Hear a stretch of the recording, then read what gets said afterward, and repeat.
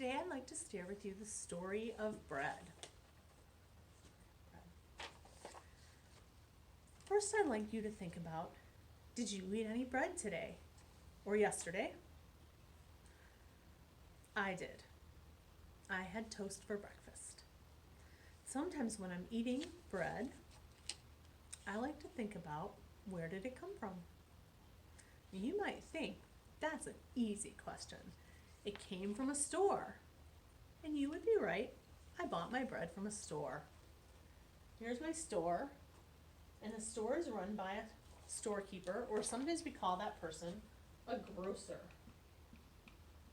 Grocer, that's a strange word, but it comes from groceries, which you buy at a grocery store.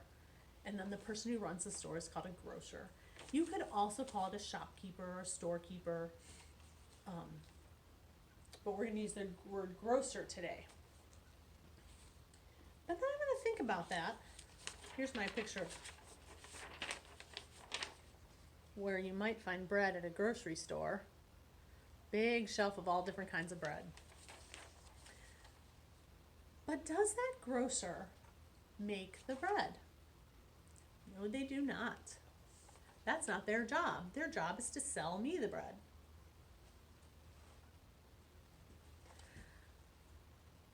The grocer has to get the bread from someone else. And that person is called a baker, because they bake the bread. A baker bakes bread. They might use a big stone oven, or they might use another kind of oven, but they bake the bread, they give it to the grocer. Here's a picture of a real baker,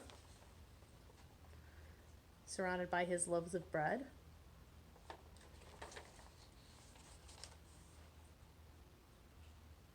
But where does the baker get the ingredients for the bread? There's 3 main ingredients in bread, although you can use lots of other things too. Mostly it's water, yeast, and flour. Now yeast makes the bread soft and rise up when you cook it. But we're going to concentrate on the flour. Where does the baker get the flour? Well, they get it from a miller. A miller is a person who takes grains of wheat here and grinds them up into flour. Now the way they do that is they have to put a lot of pressure on the grains of wheat because they're hard and you want to grind them up into soft flour. An old-fashioned way of doing that was, if you can see those big stones, there's a big stone on the bottom and another big stone, and the donkey is walking around in circles making that stone go around and grinding up the flour underneath it. Another way that people do this is sometimes they use the power of water. And inside that house is more stones, just like the ones the donkey was pulling, and the water makes the water wheel turn, and then it makes the stones go around inside and grind up against each other.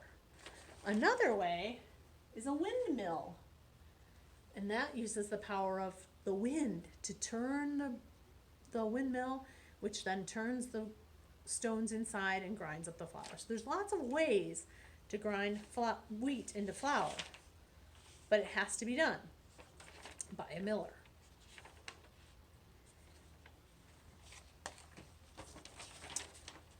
Where does the miller get the wheat to grind up into flour? Well, they get it from a farmer. The farmer grows the wheat, harvests it, cuts it down, and brings it to the miller.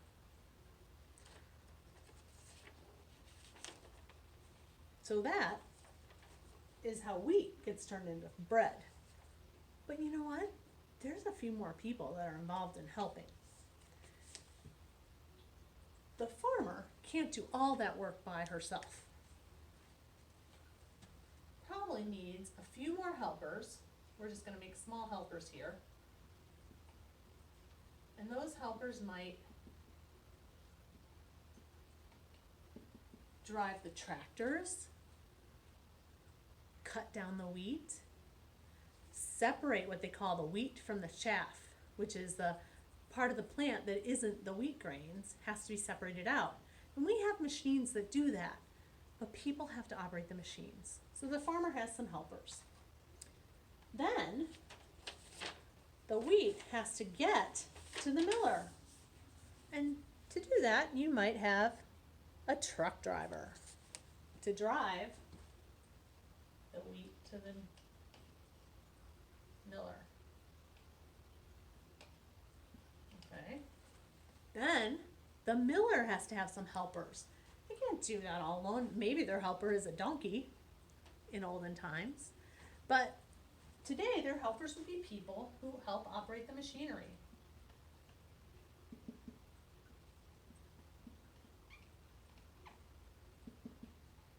And then they're gonna need another truck driver.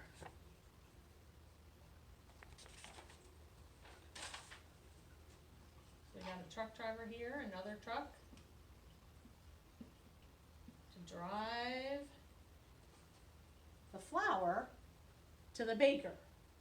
Well, the baker needs some helpers. You got people to light the oven, people to knead the bread when it's being made,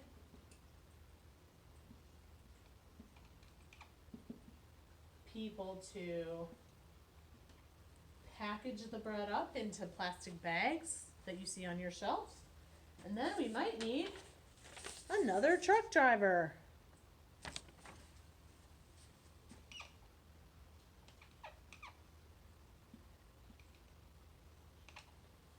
To drive the bread to the grocer. The grocer probably has some helpers too. There's a cashier. There's a stocker. There are going to be people that help the grocer run their store. And all these people work together to get us, me or you, some bread. Look at all these people, helpers, farmers, millers, more helpers, baker, helpers, truck drivers, cashiers, grocers, that it takes to get us one loaf of bread. Now, there is a little shortcut. If you make the bread yourself, you might buy flour from the grocer. So the miller sends flour to the baker, but they also send flour right to the grocer. And you buy the flour and you buy the yeast and you make the bread yourself. Now you can watch a video of Miss Jennifer doing just that. And then maybe you can try it yourself at home. There's lots of simple recipes on the internet. You can use Miss Jennifer's recipe. I know that children on Olivet Avenue have made bread for school already. So try that at home. Some other things you can do for follow-up work are you can draw this chart yourself. You got to remember to include the farmer, the miller, the baker, the grocer, their helpers, and the truck drivers, and then you can put yourself on it. So make a chart of all the people that are involved in helping us get our bread. You could also write a story. What does one grain of wheat go through to become a bite of bread in your mouth? Maybe it starts as a seed.